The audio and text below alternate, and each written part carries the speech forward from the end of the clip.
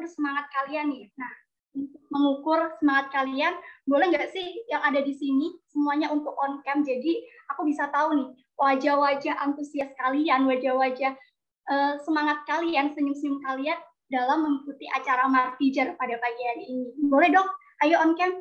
Ini yang on cam masih sedikit banget nih. Kalau kayak gini, aku jadi nggak tahu semangat kalian dan antusias kalian dalam mengikuti acara Martijar pada pagi hari ini. Yuk on cam yuk, teman-teman yuk. Oke, sebelum kita masuk ke acara inti, boleh nggak sih kita jargon terlebih dahulu? Masih inget kan ya jargonnya? Kalau aku bilang, semangat pagi jiwa muda, kalian jawabnya, semangat, semangat, semangat. Bisa kan ya? Bisa dong pastinya. Kita coba ya teman-teman. Semangat pagi jiwa muda. Semangat, semangat, semangat. Suaranya masih kayak kurang semangat nih. Boleh nggak sih sekali lagi yang semangat banget kayak semangat, semangat, semangat gitu ya teman-teman. Sekali lagi ya, aku coba ya. Semangat pagi jiwa muda. Semangat, semangat, semangat, semangat. Oke, baik. Terima kasih ya teman-teman. Udah jargon pada pagi hari ini itu menunjukkan semangat kalian, antusias kalian dalam mengikuti acara Martijar pada pagi hari ini. Selanjutnya aku juga mau ngasih sedikit informasi mengenai nanti di akhir acara aku mau ngasih informasi menarik nih. Wah, apa nih Kak informasinya? Tenang, informasi menariknya ini akan aku sepil di akhir acara nih. Maka dari itu untuk teman-teman tetap fokus untuk memperhatikan dan dengerin apa yang disampaikan oleh pemateri pada pagi hari ini. Pastinya informasi yang aku berikan ini berkaitan sama materi yang akan diberikan oleh para pemateri kita pada pagi hari ini. Baik teman-teman semuanya, pada pertemuan sebelumnya nih kita udah bertemu dalam acara Ormanis Day 1 dan Day 2 ya kan, yang dimana kita di sana udah sharing nih ada para pemateri hebat pastinya. Kita udah sharing mengenai fokus pembahasan kita di 4 divisi nih. Ada divisi di hari pertama kita ada divisi kuliner dan ada divisi agribisnis. Dan di hari kedua ada divisi fashion dan divisi kerajinan tangan.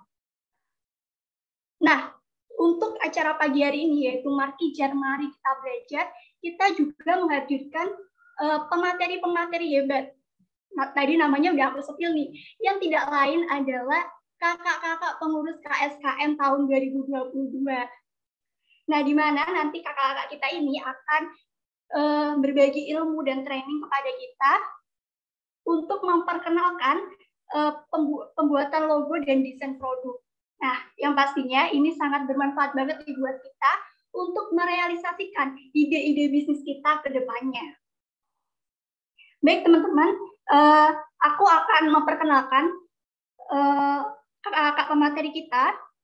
Ada Kak Daniel Gunawan nih, yang akan memberikan pengenalan mengenai desain logo dan desain produk. Dan ada Kak Muhammad Iqbal Arisepta yang akan memberikan training kepada kita cara pembuatan logo dan desain produk. Nah, nggak usah menunggu waktu lama kan ya teman-teman, mungkin kalian udah teman-teman juga udah nggak sabar nih buat gimana sih cara membuat logo dan desain produk. Kita sapa aja nih, di sini ada Kak Daniel dan Kak Iqbal. Halo Kak. Halo semuanya. Halo, selamat pagi. Aduh, kakaknya nih udah semangat nih ya Kak ya, untuk bagi ilmu nih sama kita semua. Semangat dong. Keren nih. Gimana nih Kak Daniel nih? Kak Daniel dulu nih, gimana nih Kak kabarnya nih Kak? Puji Tuhan sehat. Alhamdulillah ya Kak ya. Mungkin dari Kak Iqbal nih, gimana nih Kak Iqbal? Gimana nih kabarnya pagi hari ini? Alhamdulillah. Udah siap belum untuk sehat? Oke, alhamdulillah. Ya, alhamdulillah. Semoga selalu diberikan kesehatan ya Kak ya. Amin. Oke, nah untuk mengawali sesi yang pertama yaitu sesi sharing akan diawali oleh Kak Daniel Gunawan ya. Gimana Kak Daniel, udah siap belum nih untuk berbagi ilmunya kepada kita semua? Siap-siap. Oke, mungkin aku selain ke Kak Daniel langsung ya, kepada Kak Daniel dipersilakan.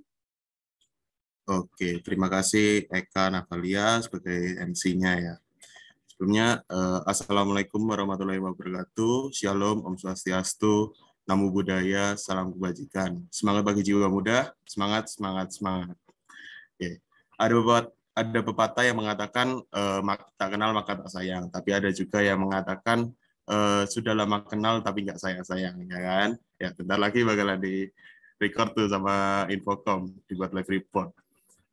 Oke, nggak bercanda ya. Kenalin, namaku Daniel Gunawan Adi Susanto dari S1 Manajemen. Di sini aku sebagai pengurus bidang 2 bagian Infocom KSKM periode tahun ini. Mungkin sekian dulu perkenalannya, lebih lanjut bisa kenalan by WA ya. Oke. Aku diberi tema sama panitia untuk bawain materi mengenai pengenalan desain logo dan desain produk. Bentar, untuk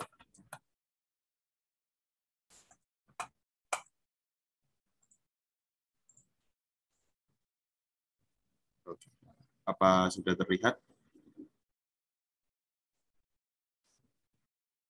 Sudah. Oke.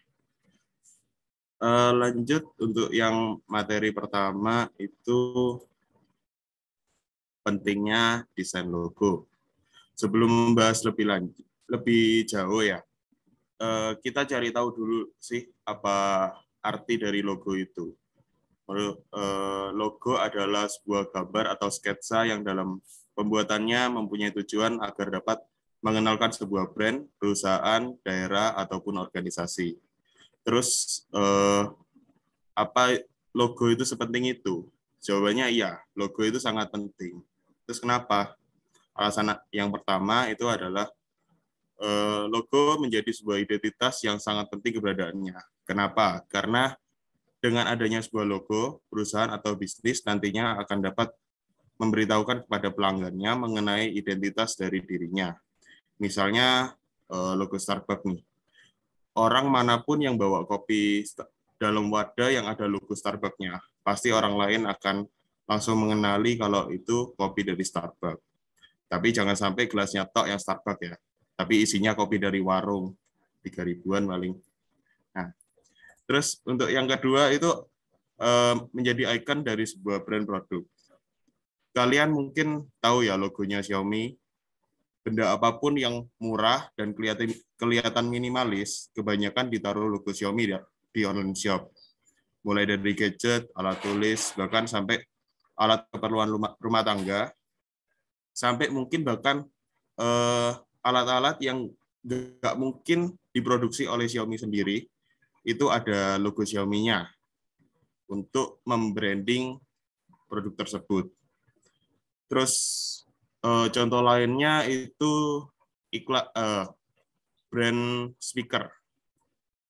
Di online shop kita sering menjumpai brand speaker itu ditaruh logo JBL. Semua sound speaker yang dijual di online shop pasti ada logo JBL-nya, walaupun itu KW1, KW2, KW3, dan seterusnya. Di sini JBL itu menjadi suatu ikon dari produk speaker. Speaker ya harus model kayak JBL, ada logo JBL-nya, walaupun itu palsu. Nah, itu yang dimaksud menjadi ikon dari sebuah brand produk. Tapi jangan ditiru ya, itu melanggar hak cipta. Lanjut yang ketiga, dapat menarik minat dan perhatian calon pembeli dan bahkan calon investor. Pentingnya sebuah konsep desain logo untuk produk yang sudah dibuat selalu mempunyai tujuan agar dapat menarik minat dan perhatian calon pembeli, bahkan sampai calon investor yang akan memberikan dananya ke perusahaan. Kenapa investor memperhatikan logo? Tentunya logo ini adalah hal yang pertama kali dilihat oleh investor. Kembali lagi ke poin pertama tadi, logo menggambarkan sebuah identitas dari perusahaan. Tapi kan ada pepatah bilang, jangan menilai buku dari covernya. Terus aku tanya, kenapa cover buku dibuat menarik? Ya itulah jawabannya, untuk menarik perhatian dari pembeli. Lanjut, materi yang kedua adalah elemen logo.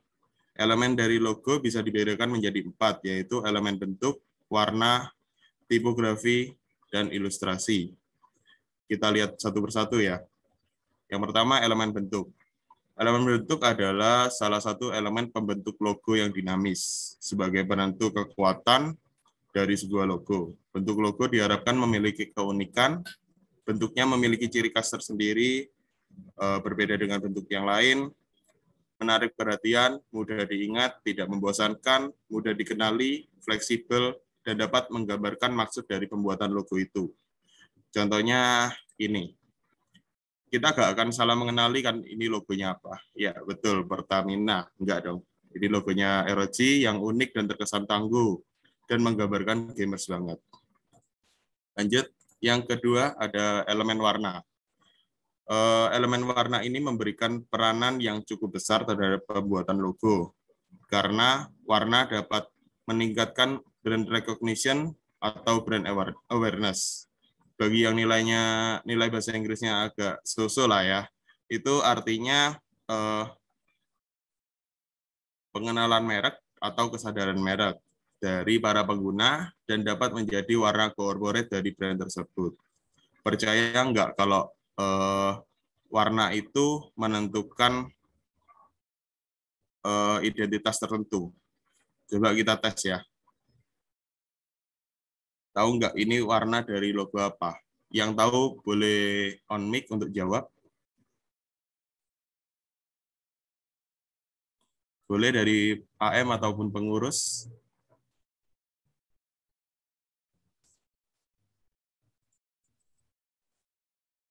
Mungkin masih malu-malu ya, masih pagi, masih ngantuk gitu ya. Oke. Buat yang familiar sama warna logo ini, ya betul, ini dari logo Google.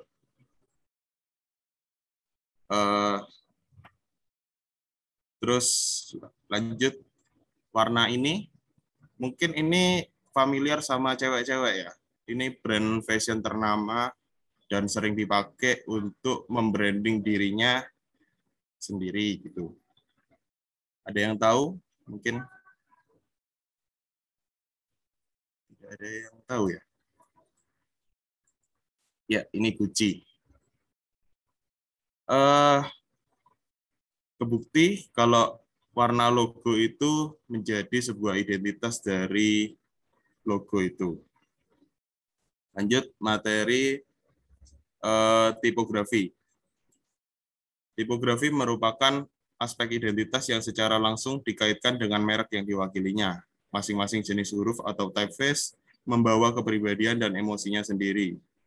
Dan tentunya desainer harus melakukan riset terlebih dahulu agar logo dengan elemen visual tipografi dapat menggambarkan merek atau brand tersebut. Contohnya ini. Pada tahu kan ya, ini logo dari game terkenal, game legend lah, yang sampai sekarang terus berlanjut, mulai dari GTA San Andreas, terus GTA 1, 2, 3, 4, sekarang yang kelima online, dan mungkin bentar lagi akan keluar yang keenam. Nah, di sini perusahaan GTA ini membuat satu jenis font yang tersendiri agar dapat mengenali langsung kalau ini dari fontnya GTA. Nah, kita ganti kata-katanya pun kita pasti langsung ngeh kalau itu jenis font yang dipakai di logo GTA. Lanjut, elemen ilustrasi. Ilustrasi merupakan gambar yang dimanfaatkan untuk memberikan penjelasan atau suatu maksud secara visual. Begitu pula dalam pemanfaatannya pada logo, ilustrasi menjadi penegas makna atau identitas yang terbentuk dari logo, supaya lebih mudah diingat atau dikenali. Contohnya itu ini, ada ilustrasi mbak-mbak Starbucks di logonya kan. Nah, itu maksudnya ilustrasi dari logo. Lanjut. Nah, setelah selesai membuat logo, pasti kita akan download logonya kan. Terus ditanya sama pihak aplikasinya mau pakai format apa. Nah, kalian perlu perhatikan format gambar yang akan di-download. Jangan sampai kalian salah milih dan akhirnya nggak bisa dipakai. Tapi sebelum itu, kalian tahu nggak format gambar itu ada berapa banyaknya? Ya, banyak, nggak usah disebutin semua. Tapi yang paling umum itu ada cuma 2, JPEG atau Joint Photographic Expert Group, dan PNG atau Portable Network Graphic. Nah, berikut perbedaannya. Bisa dilihat dari ukuran gambar, penggunaannya, gambar yang pecah saat diperbesar, dan yang terakhir warna background-nya. Kita bahas satu persatu. Yang pertama ini ukuran gambar. Ukuran gambar yang dimaksud di sini itu adalah ukuran seberapa besar memori yang dipakai ya, bukan seberapa besar gambar itu dicetak nantinya. Jadi PNG itu biasanya menggunakan memori yang lebih besar daripada JPEG. Terus yang kedua, penggunaannya.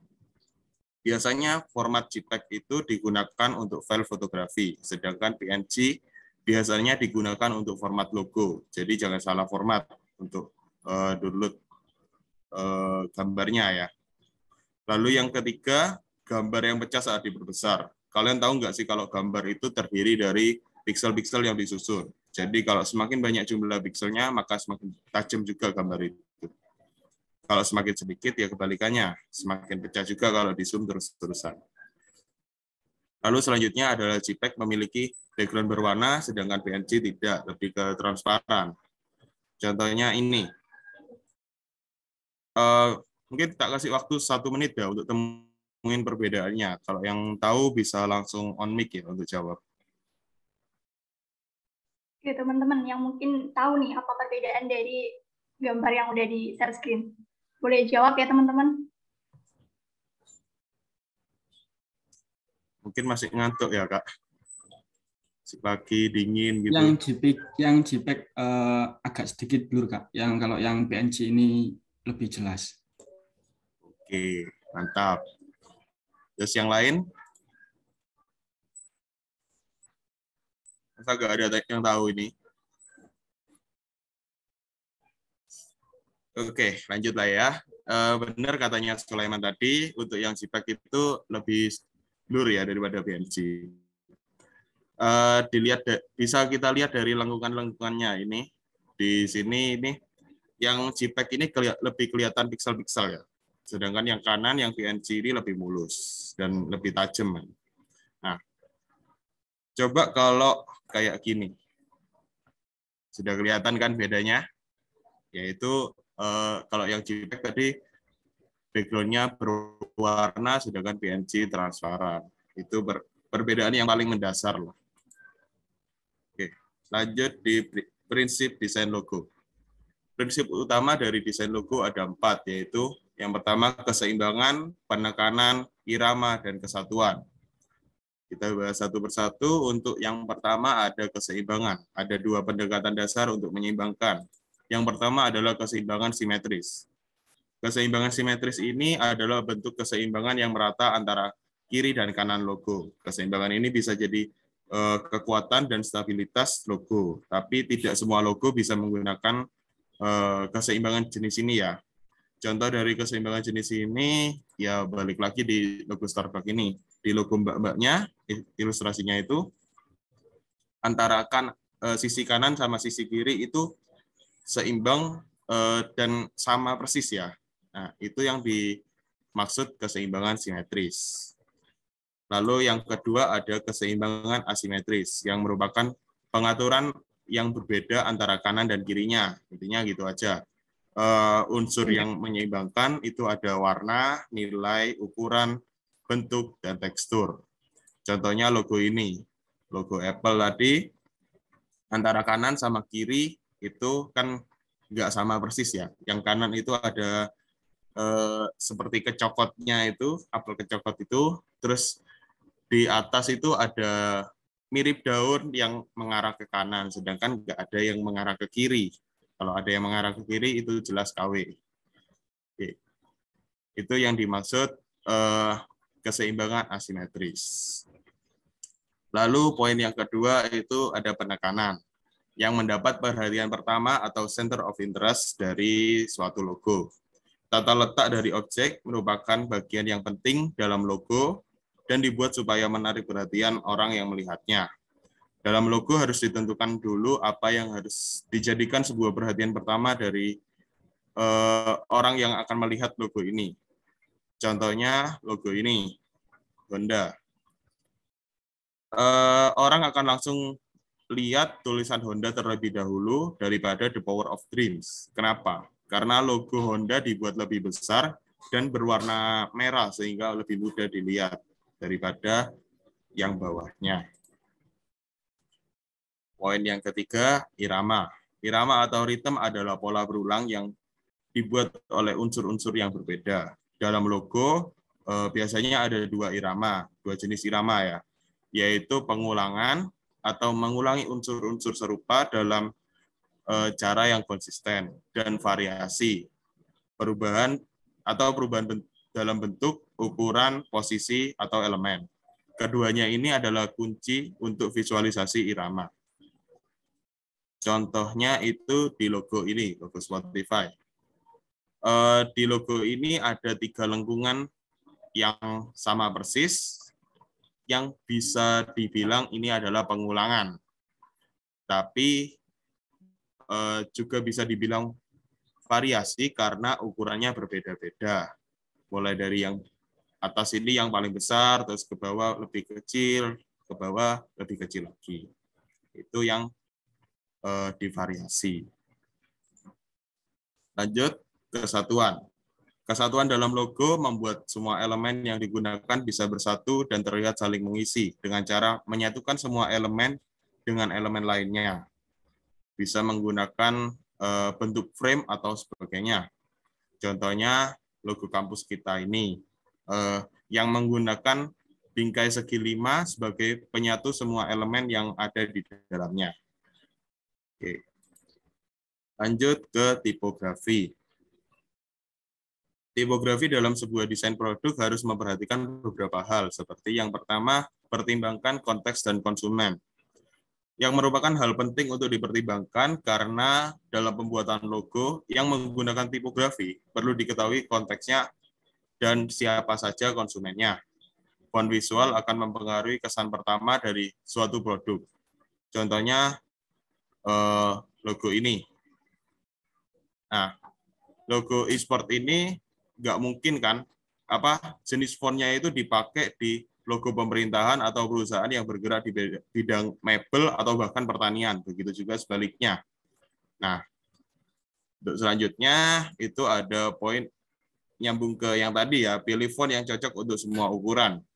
Dalam memilih font, pilihlah yang terlihat bagus untuk semua ukuran, termasuk judul dan isi teks, supaya font yang digunakan bagus untuk semua ukuran, termasuk judul dan isi teks, supaya font yang digunakan dapat terbaca dengan jelas dan tersampaikan maksud penggunaannya.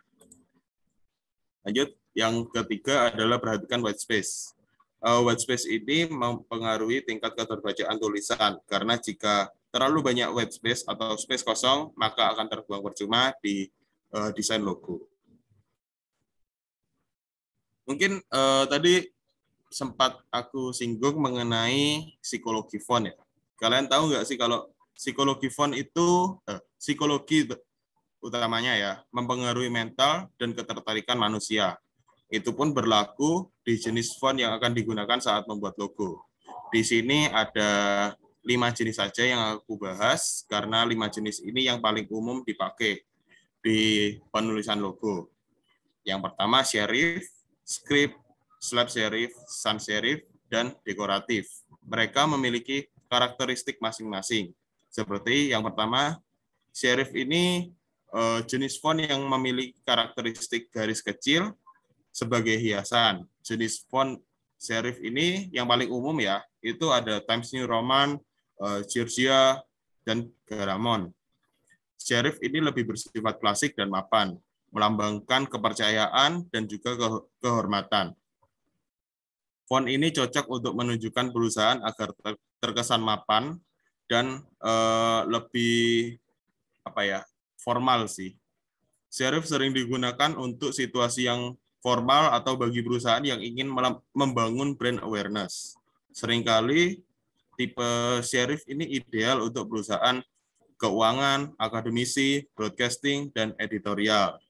Dan inilah contoh dari penggunaan jenis font serif. Lanjut, script.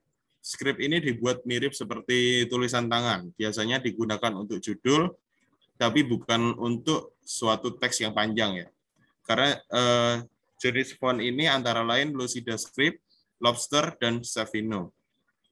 Font script menunjukkan keanggunan dan kreativitas. Jika ingin membuat sebuah brand bersifat lebih personal, jenis font ini bisa jadi pilihan lah untuk kalian untuk membuat logo itu sendiri. Tapi harus tetap diingat, harus tetap mudah dibaca agar diperhatikan itu lebih enak gitu loh. Jadi kalian harus milih yang jenis font yang memang mudah dibaca. Contoh penggunaannya di Instagram dan Pinterest ini. Lanjut ke slab serif. Slab serif merupakan jenis serif yang tebal seperti balok, misalnya Courier, Rockwell, dan Museo. Slab serif sering dikaitkan dengan kepercayaan diri, solidaritas, dan keberanian. Secara umum, font ini digunakan oleh perusahaan yang ingin membuat suatu dampak pada pasar, baik dengan ide yang baru dan inovatif ataupun produk yang intuitif.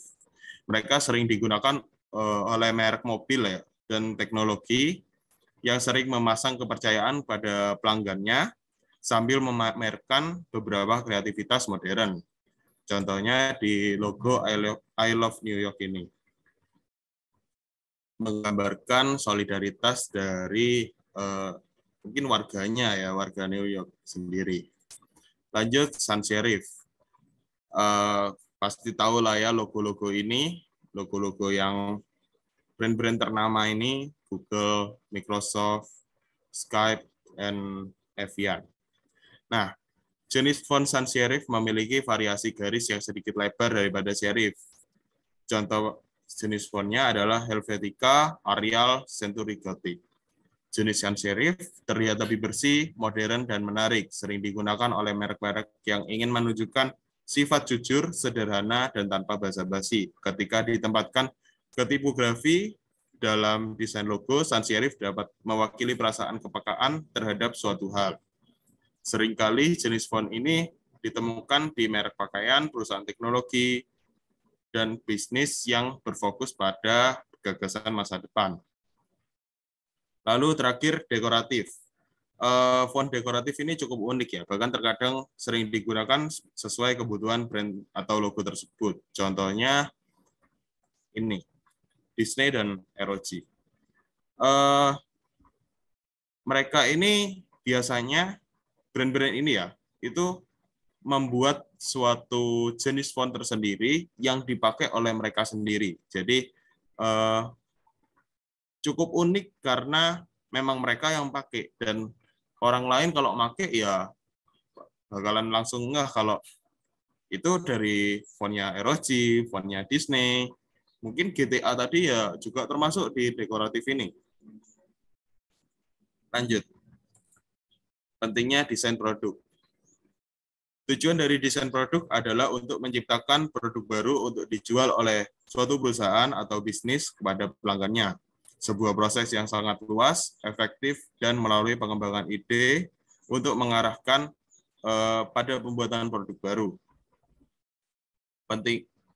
Pentingnya desain produk adalah dalam menentukan keberhasilan atau kegagalan produk dalam ranah bisnis, pangsa pasar, dan juga reputasi perusahaan. Sehingga terdapat berbagai faktor terkait dengan produk yang harus ditangani. Nah, contoh dari desain produk bisa kita lihat di sini. Mungkin aku ambil contoh di Starbucks ini ya. Tahu produk-produk ini kan ya? Produk-produk Starbucks yang terkenal mahal itu.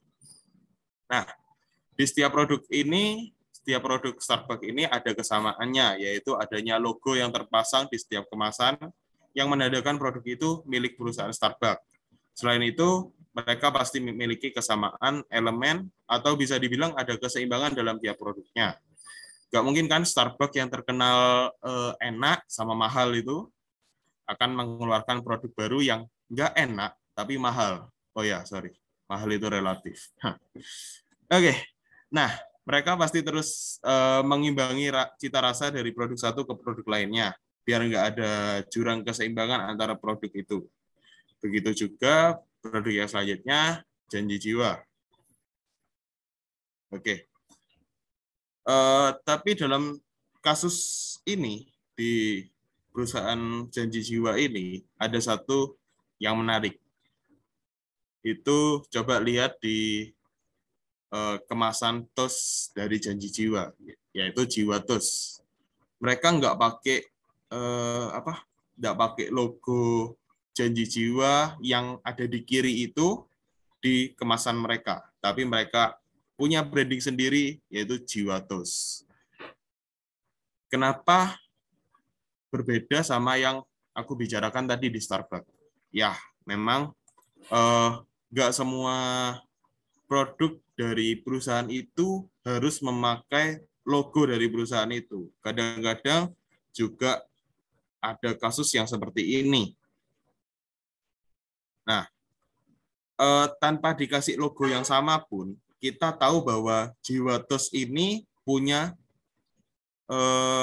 punyanya brand janji jiwa tadi. Kenapa? Karena ada kata-kata yang sama, yaitu jiwa. Ya, mereka menggunakan elemen nama ini sebagai tanda pengenal dari produk Jiwa Group Corporation. Oke, lanjut. Terus aplikasi apa aja yang bisa untuk membuat logo atau cuma sekedar buat edit-edit gitulah. Di sini yang paling terkenal ada Canva, Adobe Illustrator, CorelDRAW, dan Photoshop. Selain itu masih banyak aplikasi lain di luar sana, tapi mereka lebih bawah lah. Maksudnya nggak selengkap 4 aplikasi ini. Empat aplikasi ini mempunyai keunggulan dan kelemahan masing-masing. Seperti ya Canva itu gratis, tetapi ada juga beberapa fitur yang hanya bisa digunakan kalau kita berlangganan Canva Pro terlebih dahulu, kayak elemen-elemen yang bagus, ganti ukuran, atau bahkan download dengan background transparan. Jadi PNG yang transparan di belakang tadi. Nah, itu harus kita berlangganan Canva Pro terlebih dahulu. Tapi enaknya pakai Canva itu kalian nggak perlu download aplikasinya, kalian bisa akses dan edit pakai web di canva.com. Pasti kalian sudah banyak yang pakai Canva ini ya. Terus untuk 3 aplikasi lainnya, Adobe Illustrator, CorelDRAW, Photoshop, itu berbayar untuk bisa akses. Mungkin ada trialnya 14 hari cuman. Nah, tapi ada juga web yang menyediakan secara ilegal sih. Tapi mohon jangan digunakan karena sekali lagi itu ilegal dan berbahaya bagi yang salah instalnya. PC kalian bisa kena virus dan hang-hangan. Ya. Oke. Mungkin sekian dari saya. Terima kasih atas waktunya. Mohon maaf kalau ada kesalahan. Saya kembalikan ke MC. Oke, baik. Terima kasih nih Kak Daniel udah sharing ilmunya pada kita. Tadi kita tahu ya bahwa ada apa sih logo itu, terus pentingnya desain produk, terus aplikasi apa aja nih yang digunakan untuk membuat desain dan logo dan desain produk. Ada beberapa banyak aplikasi ya tadi. Nah, tapi nggak afdol nih teman-teman kalau kita cuma dapat materinya aja tanpa adanya praktek. Nah, di sini Kak Iqbal akan mempraktekkan kepada kita bagaimana cara membuat logo dan desain produk. Halo Kak Iqbal. Ya, halo.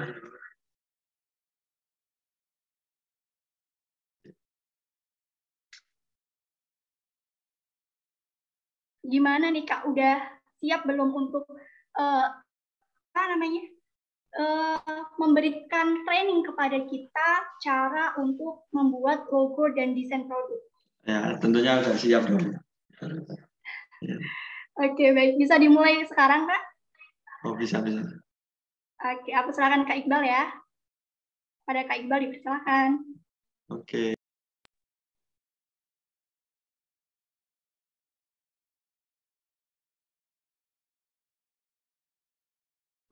Oke, terima kasih untuk Kak Eka Navalia untuk telah memberikan waktunya. Perkenalkan, nama saya Muhammad Iqbal dari pengurus bidang personalia. Di sini saya akan memberikan tutorial membuat logo menggunakan aplikasi CorelDRAW.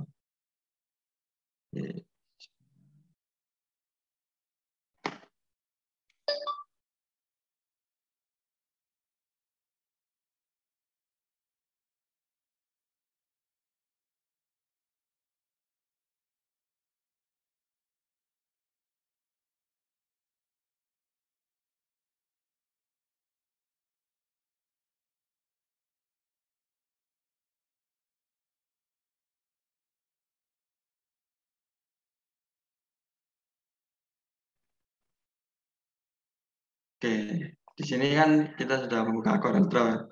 Untuk langkah pertama kita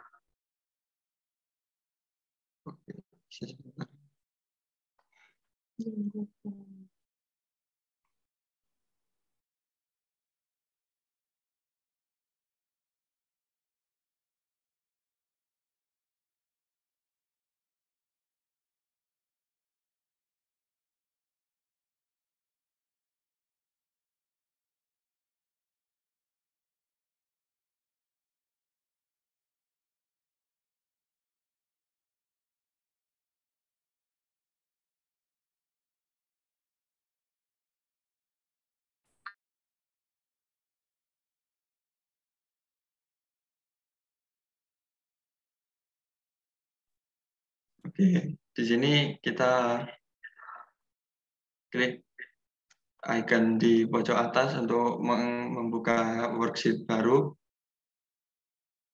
Lalu untuk logonya,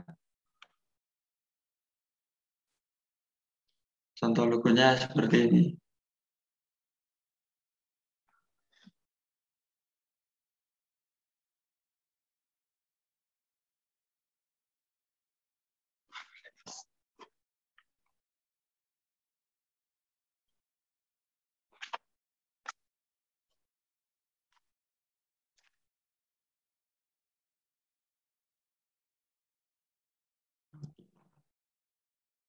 Jadi hari ini kita akan membuat logo untuk produk makanan ya. Lebih tepatnya untuk produk keripik pisang. Jadi untuk logonya seperti ini. Pertama, untuk membuat lingkarannya kita bisa menggunakan ellipse tool di sini. Lalu setelah itu kita membuat lingkaran di tengah. Untuk membuat ukuran lingkaran yang simetris, kita bisa mengaturnya di sebelah objek size ini ya. Jadi kita atur dengan ukuran yang sama.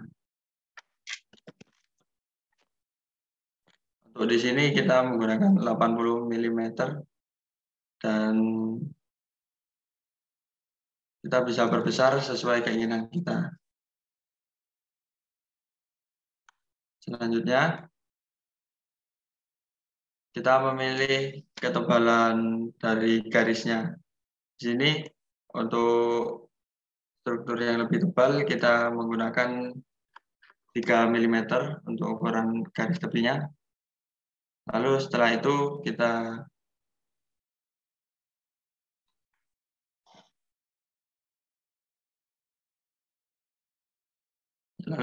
kita memilih warna background. Untuk memilih warna background, kita bisa klik ini dan memilih warna di sini.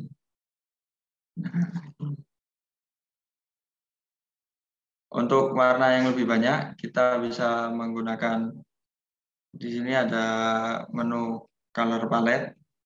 Jadi kita klik 2 kali. Nah, ini. Jadi kita bisa sesuaikan sendiri sesuai dengan warna yang kita inginkan.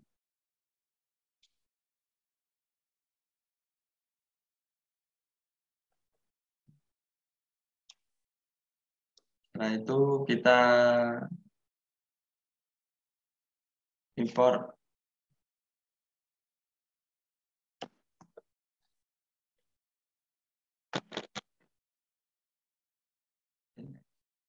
Setelah itu kita import elemen yang sudah kita siapkan ya, yaitu berupa desain pisang. Dan diusahakan untuk elemen yang kita siapkan untuk membuat logo, diusahakan menggunakan format CorelDRAW agar lebih mudah untuk mengeditnya.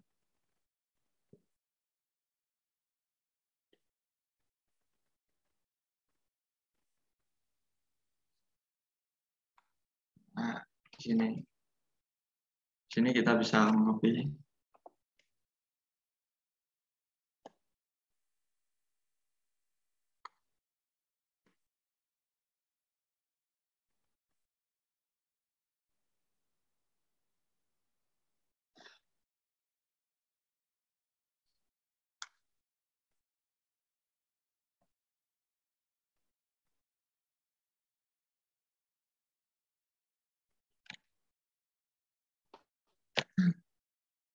Setelah itu bisa kita sesuaikan untuk ukurannya. Jadi bisa ditaruh di tengah.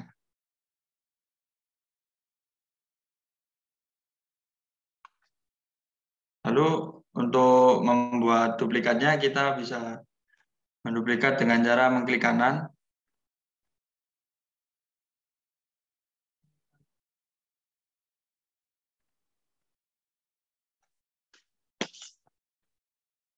Copy dan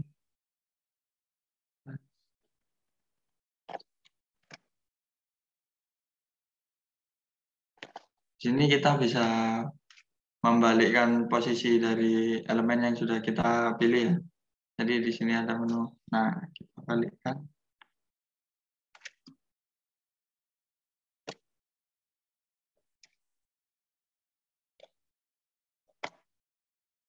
Untuk menambahkan teks, kita bisa mengklik di sebelah kiri ada menu text tool. Kita klik 2 kali. Lalu kita klik 1 kali di sini. Kita tuliskan nama dari produk kita.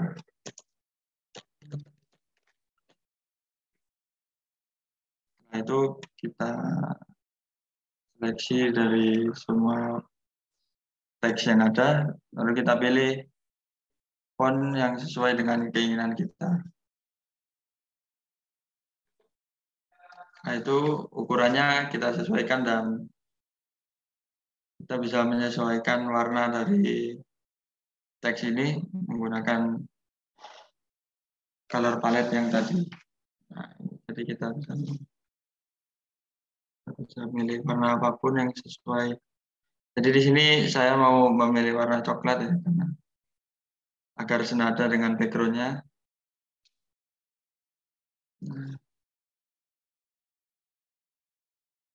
Setelah itu untuk membuat efek tulisan yang melengkung, kita bisa menggunakan text tool. Lalu kita mengklik pada tengah lingkaran ini, klik 2 kali. Lalu bisa kita tuliskan.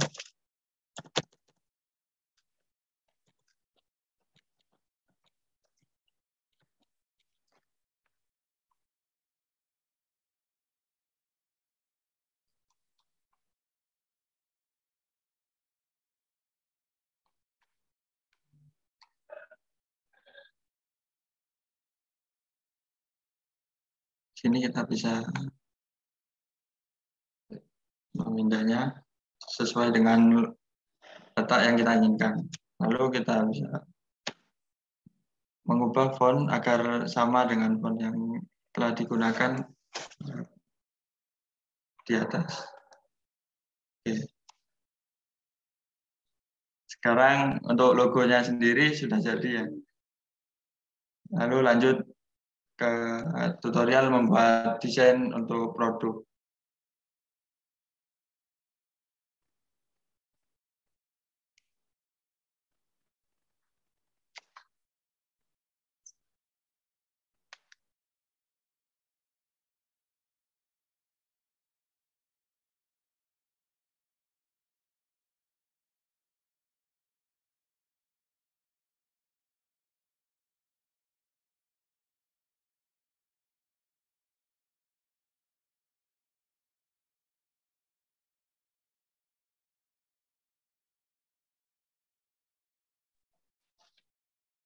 Oke, untuk membuat desain produk, di sini saya memilih untuk menggunakan aplikasi Canva ya. Namun saya membukanya melalui website. Nah, di sini untuk membuat desain produk sendiri, saya memilih untuk template poster karena menggunakan template poster ini resolusinya lebih tinggi. Jadi untuk dicetak masih bisa mumpuni.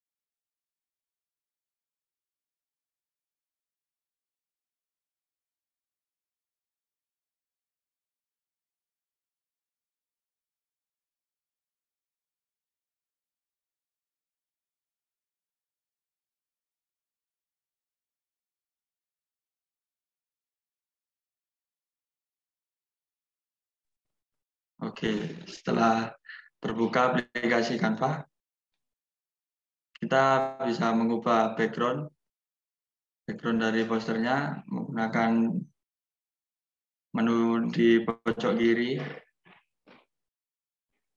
Kita sesuaikan dengan warna yang kita inginkan. Oke. Setelah itu kita bisa menambahkan elemen-elemen yang kita butuhkan untuk membuat desain produk kemasan. Di sini saya akan membuat desain produk kemasan keripik pisang ya. Jadi kita mencari elemen-elemen dari buah pisang.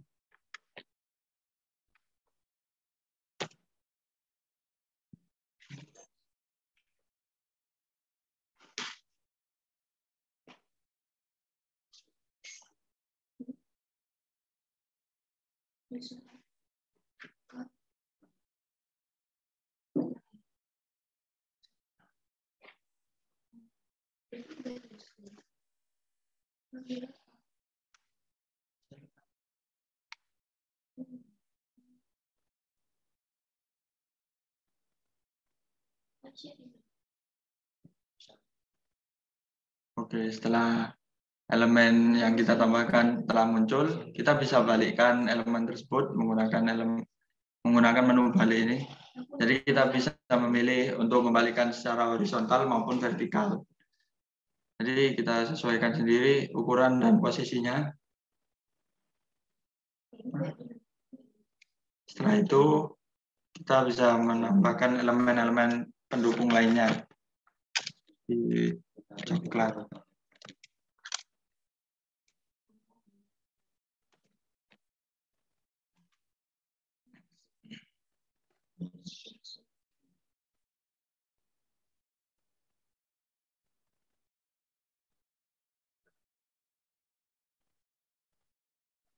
Oke, kita pilih elemen yang kita inginkan dan cocok untuk desain kita. Jadi kita menggunakan elemen coklat karena di sini kita akan membuat desain produk kemasan keripik pisang dengan rasa coklat yang khas. Lalu kita memilih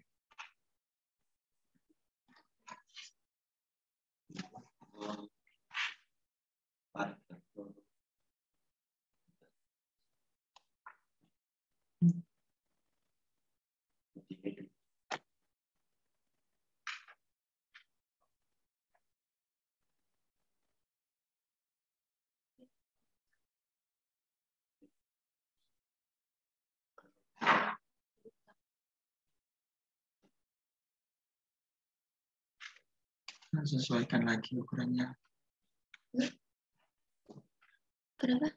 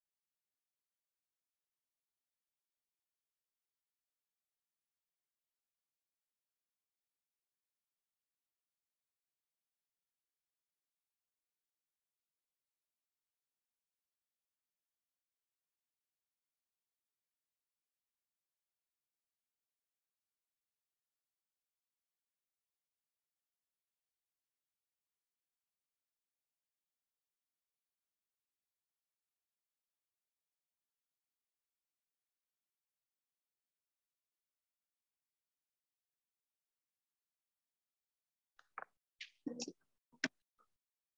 selanjutnya kita berikan teks untuk nama dari produk kita.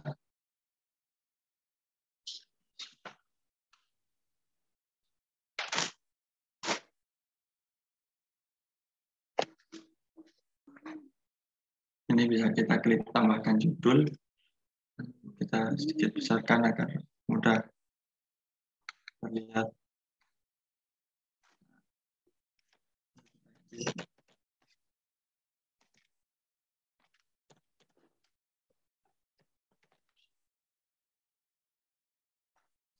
Setelah itu kita memilih font yang tepat dan kita inginkan.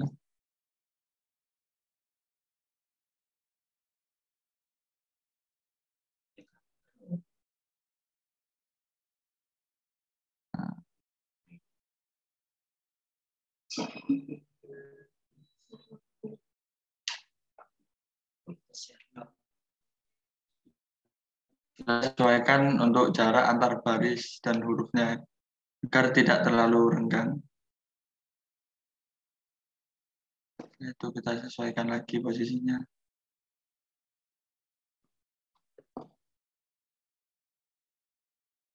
Lalu kita bisa memilih warna dari font tersebut.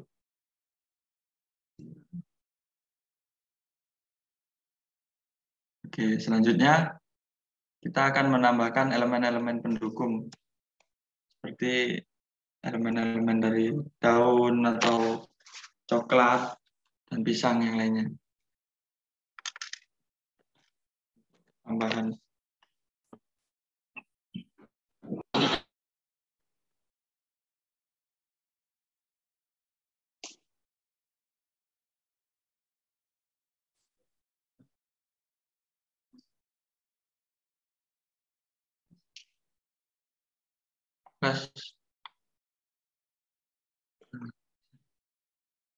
Jadi kita memilih elemen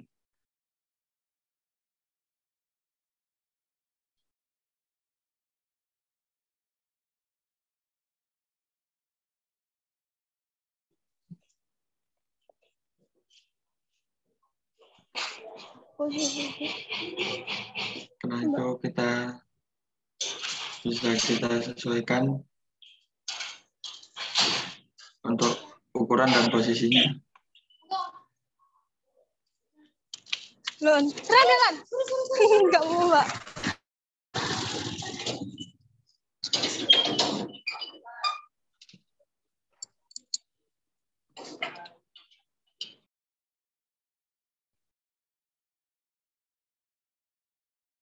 Untuk lebih mempermudah, kita bisa menduplikat elemen yang telah kita gunakan. Ya. Jadi kita klik elemen tersebut, lalu kita klik duplikat. Nah, itu tinggal kita sesuaikan kembali ukurannya. Kita duplikat lagi. Lalu dibalik.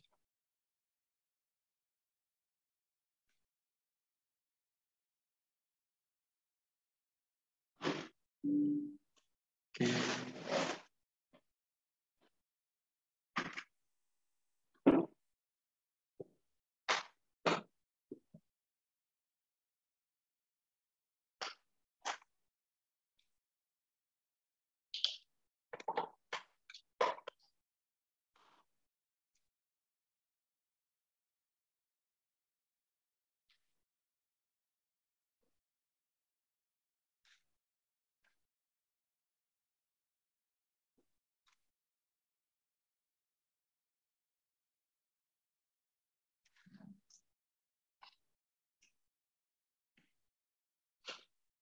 Setelah itu kita bisa menambahkan logo yang telah kita buat tadi di aplikasi CorelDRAW.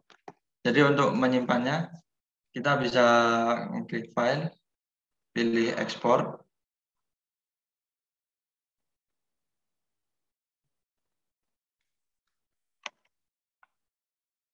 File, pilih ekspor.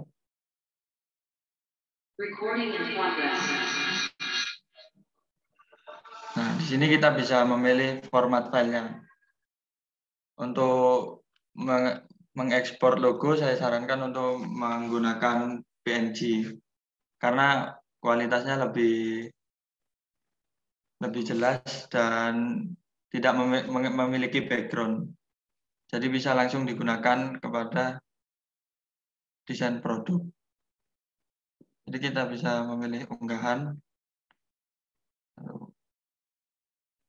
unggah media.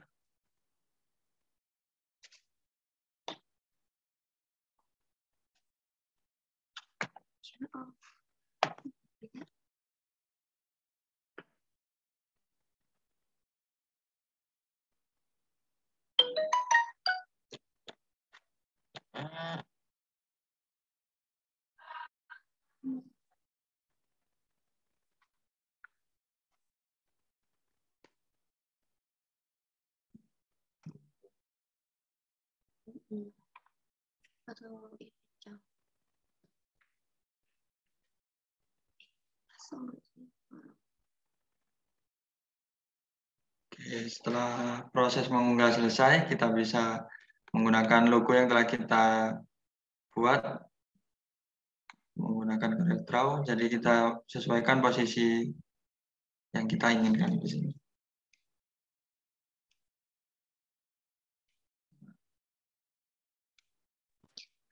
Untuk mengisi ruang-ruang yang masih kosong, kita bisa memanfaatkan elemen-elemen yang tersedia di aplikasi Canva.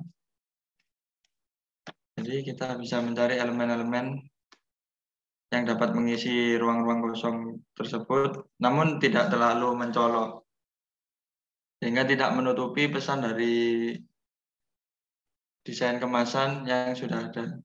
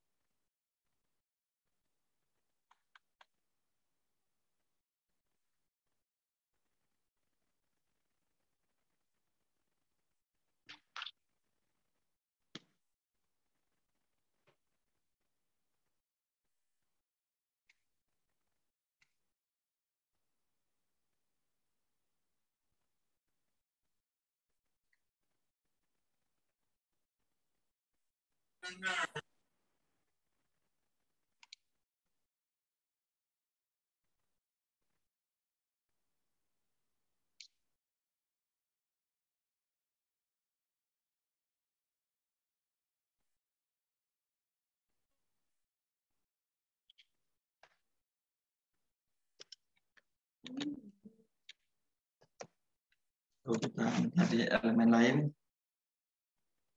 agar lebih bervariatif dan menarik dari konsumen.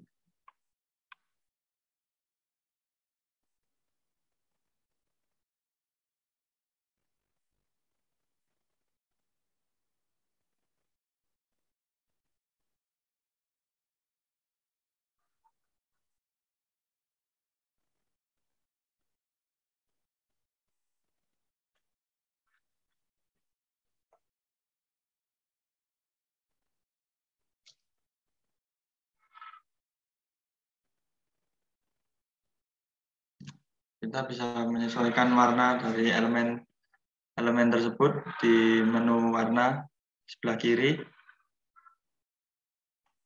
Untuk warna sendiri bisa kita sesuaikan agar sama dan senada dengan elemen-elemen lainnya. Bisa kita duplikat.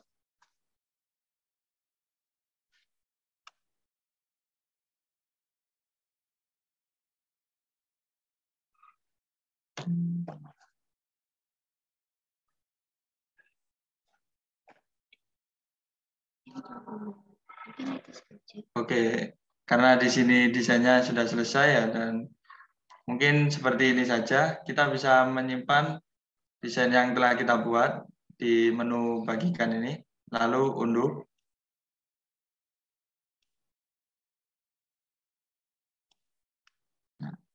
Di sini untuk jenis file kita bisa menggunakan PNG dengan ukuran pixel sekian 1587 dikali 2245.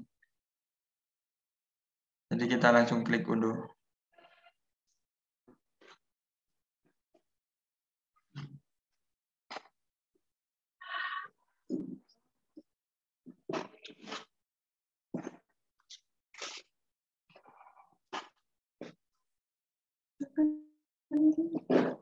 Nah, setelah filenya terunduh, jadi desain sudah siap untuk dicetak. Oke. Jadi untuk desain yang telah kita buat, bisa kita lihat di download.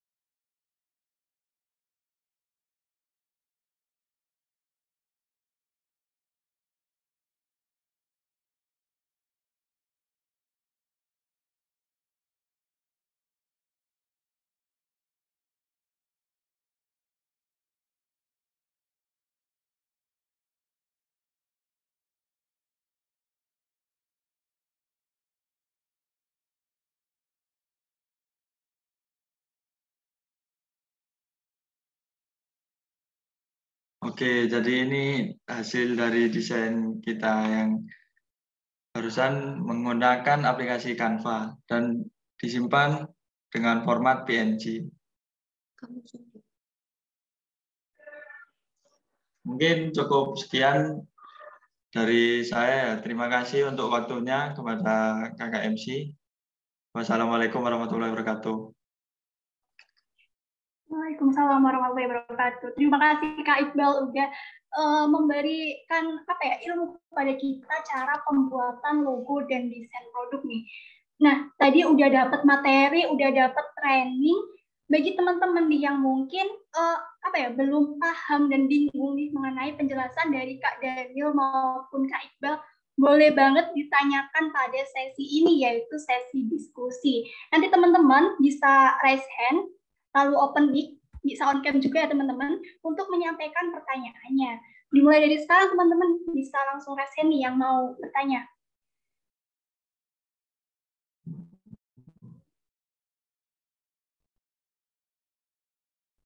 Ayo teman-teman. Ada yang mau ditanyakan nggak? Pastinya ada dong. Masa iya nggak ada kan? Oke. Udah ada yang raise hand nih. Siapa dulu nih tadi? Oke, mungkin pada Sulaiman ya, bisa open mic.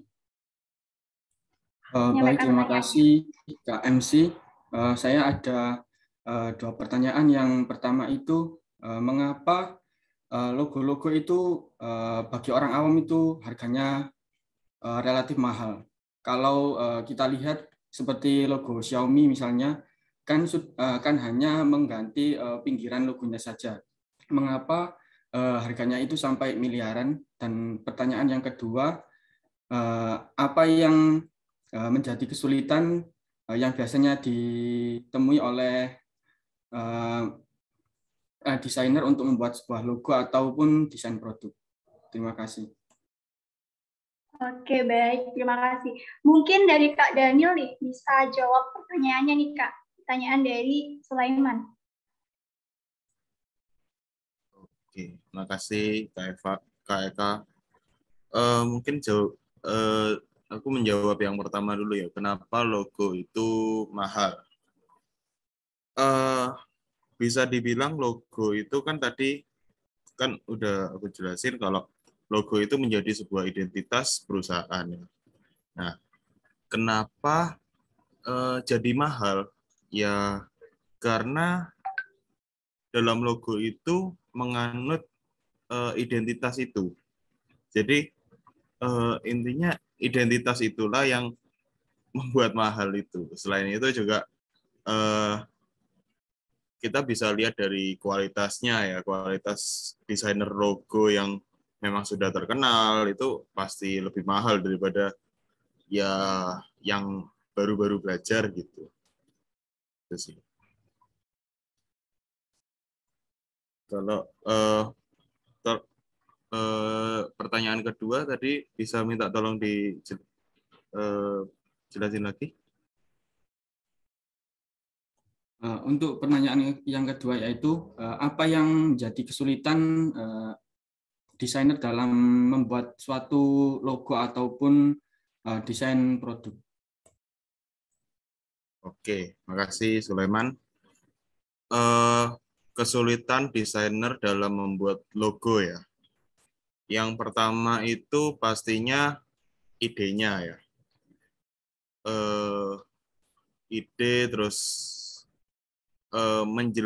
cara menjelaskan maksud dari pembuatan logo itu sendiri yang dituangkan ke apa ya, seperti kanvas gitu kan di apa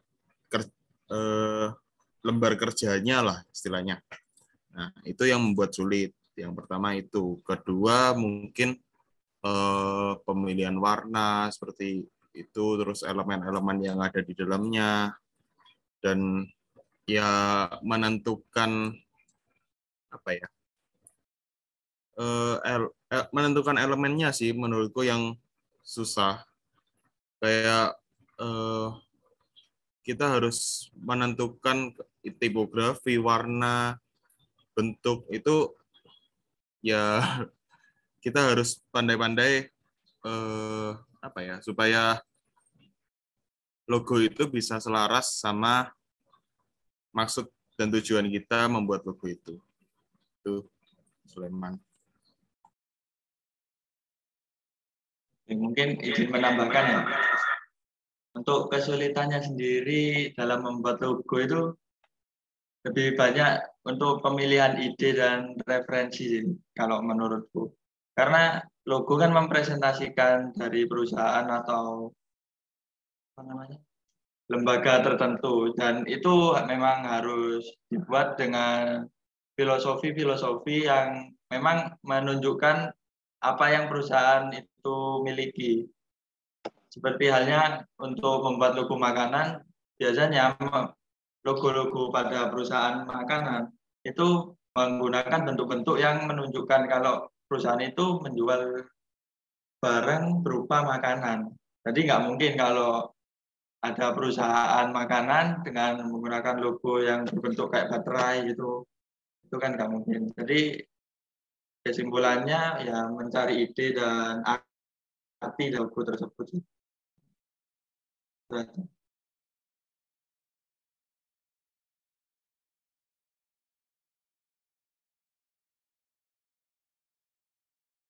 Oke, baik. Gimana nih Sulaiman atas jawaban dari Kak Daniel, dari Kak Iqbal? Untuk penjelasannya saya kira sudah cukup jelas. Terima kasih untuk Kak Daniel dan juga Kak Iqbal atas jawabannya.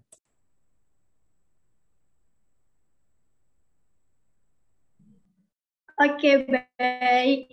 Terima kasih ya Sulaiman udah kasih pertanyaan nih kepada kakak pemateri kita pada hari ini.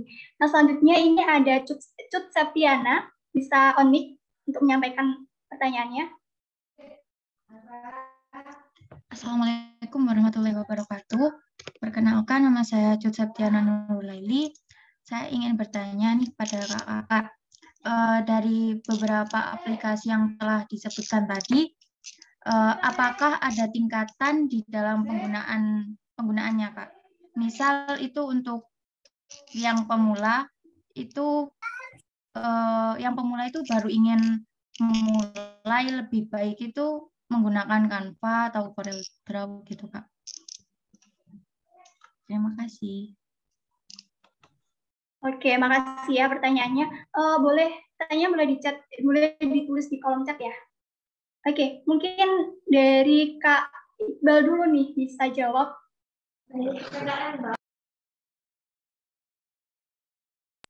Oke, terima kasih untuk pertanyaannya ya. Jadi tadi pertanyaannya dari beberapa aplikasi tadi, untuk pemula lebih baik menggunakan Canva atau Corel ya.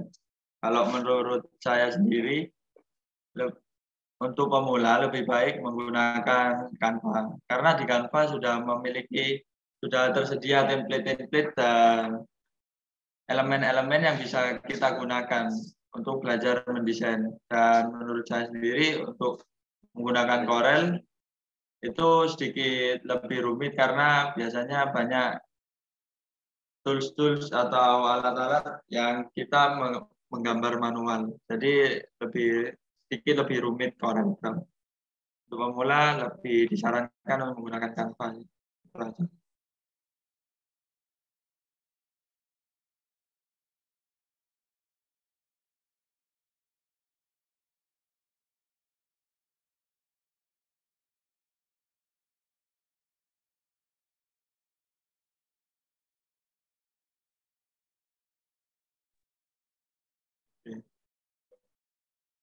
Gimana untuk Septian?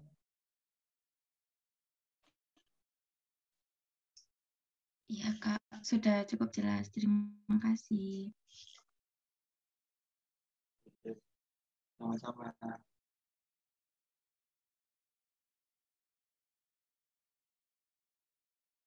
Oke, baik. Mungkin dari teman-teman ada yang mau ditanyakan lagi nih sama Kak Daniel dan Kak Iqbal. Mumpung ada orangnya nih di sini, jadi kalian bisa langsung tanya mengenai logo dan desain produk. Ayo teman-teman, bisa raise hand ya. Mungkin yang mau tanya, sungkan-sungkan.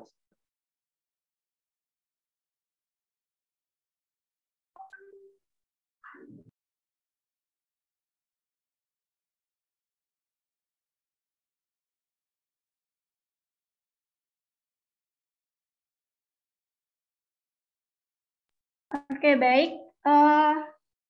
Di sini ada pertanyaan di kolom chat ya teman-teman. Jadi pertanyaannya di sini dari Amelia Fitriandita. Di sini saya bacakan, izin bertanya, biasanya dalam membuat logo atau video ini mendapatkan ide supaya videonya menarik. Nah, itu biasanya terinspirasinya dari apa atau dari mana? Mungkin dari Kak Daniel nih bisa menjawab pertanyaan dari Amelia. Dipersilakan. Oke, terima kasih Amel untuk pertanyaannya. Mungkin untuk mendapatkan ide supaya hasilnya menarik, ya kamu bisa perbanyak referensi sih dari mungkin Instagram, mungkin TikTok, YouTube atau apapun itu sekarang kan sudah bisa diakses semua, dan banyak sekali inspirasi-inspirasi dari platform sosial media itu. Instagram sendiri banyak juga desainer-desainer ternama maupun yang amatir itu menuangkan ide dan gagasannya di sana. Jadi kita bisa ambil inspirasi dari sana, terus kita bisa juga sebelum mengambil inspirasi dari mereka ya, itu kita harus menentukan dulu tujuannya kita buat desain itu apa, supaya bisa kita menentukan inspirasi mana yang dipakai. Jadi nggak semua inspirasi yang dari sosial media itu kita pakai semua kan. Nah, kita bisa pilih-pilih dari tujuan kita buat desain itu gimana. Itu mungkin dari saya. Oke, Mungkin ada tambahan nih dari Kak Iqbal. Ya, mungkin ada tambahan sedikit dari saya. Kalau saya pribadi untuk mencari referensi logo atau video desain gitu ya, biasanya sih saya nyari di Pinterest. Biasanya itu mencari logo-logo yang mirip dengan tema yang akan saya gunakan. Misal untuk saya akan membuat logo produk makanan nih. Jadi saya mencari-cari referensi-referensi lain di Pinterest atau di platform lain, sama seperti yang dikatakan oleh Kak Daniel Gunawan tadi. Jadi lebih memperbanyak referensi dari sosial media. Gitu. Oke, baik. Gimana nih Amelia atas jawaban dari kakak-kakaknya? Apakah udah paham atau masih kurang paham nih?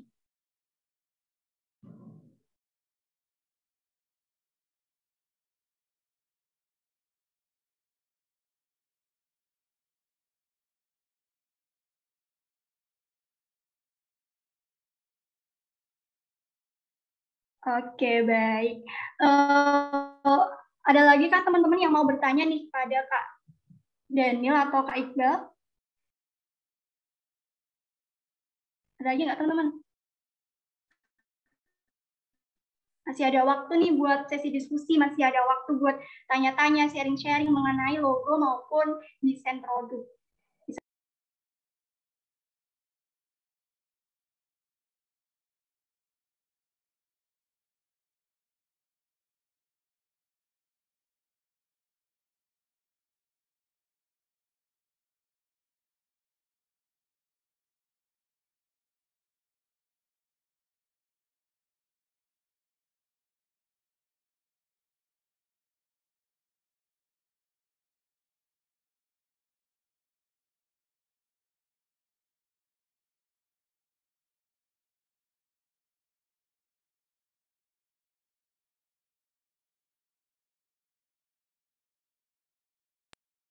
Udah nggak ada nih yang tanya lagi nih sama Kak Daniel dan Kak Iqbal.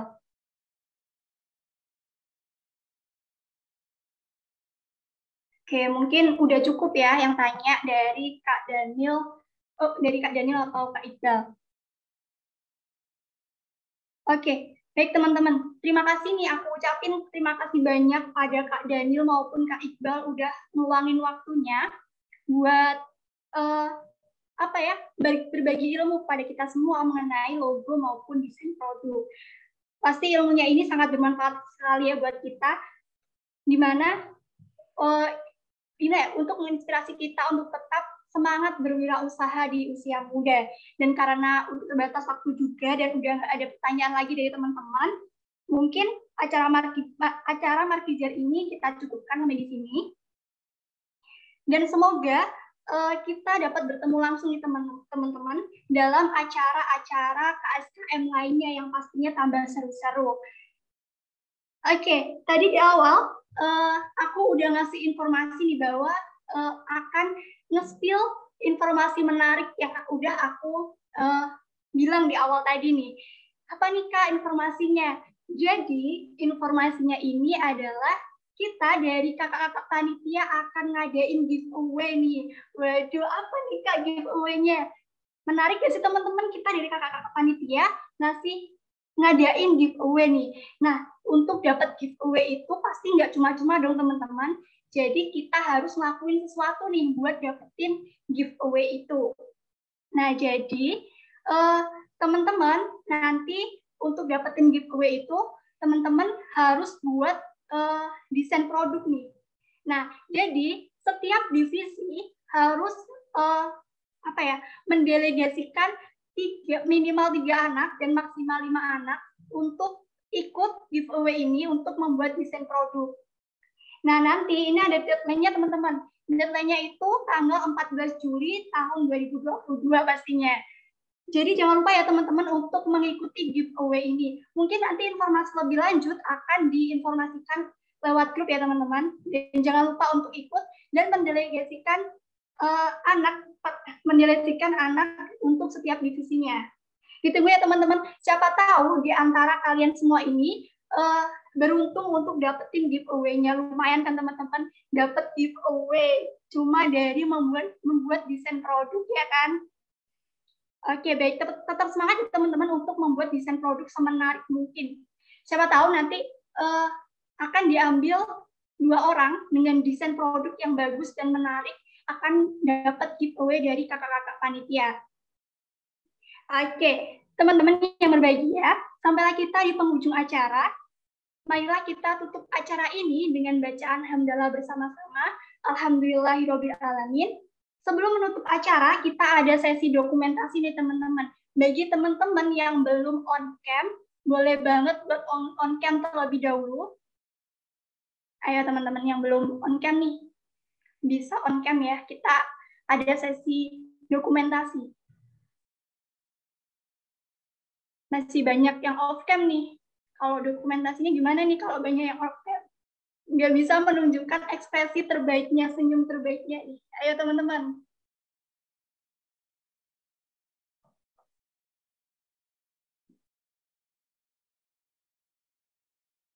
Oke, sesi dokumentasi aku pandu ya untuk panitia. Udah siap? Udah siap, Kak. Oke, mulai dari slide pertama ya. 1, 2, 3. Oke, untuk slide selanjutnya. 1, 2, 3. Oke, untuk slide selanjutnya. 1, 2, 3. Untuk slide selanjutnya. 1, 2, 3. Oke, terima kasih pada panitia yang bertugas. Teman-teman, saya, Eka Navalia Widya Arisanti, selaku Master of Ceremony, serta panitia yang bertugas mengucapkan banyak terima kasih kepada pemateri dan antusias para KSKM, anggota KSKM 2022 yang udah antusias banget nih, udah mengikuti acara Markijat dari awal hingga akhir. Semoga apa yang kita diskusikan bareng, yang kita sharingkan bareng hari ini bisa bermanfaat buat kita semua ya pastinya. Nah, dan aku mohon maaf apabila terdapat tangan, dan jangan lupa untuk teman-teman semuanya untuk mengisi link presensi yang udah ada di kolom chat dengan melampirkan bukti berupa screenshot ya teman-teman. Oke, mungkin itu aja dari aku. Salam wirausaha, akhir kata. Wabillahi taufiq wal hidayah. Wassalamualaikum warahmatullahi wabarakatuh. Sampai jumpa di acara selanjutnya teman-teman. Semangat. Terima kasih, Kak. Sama-sama, Dik.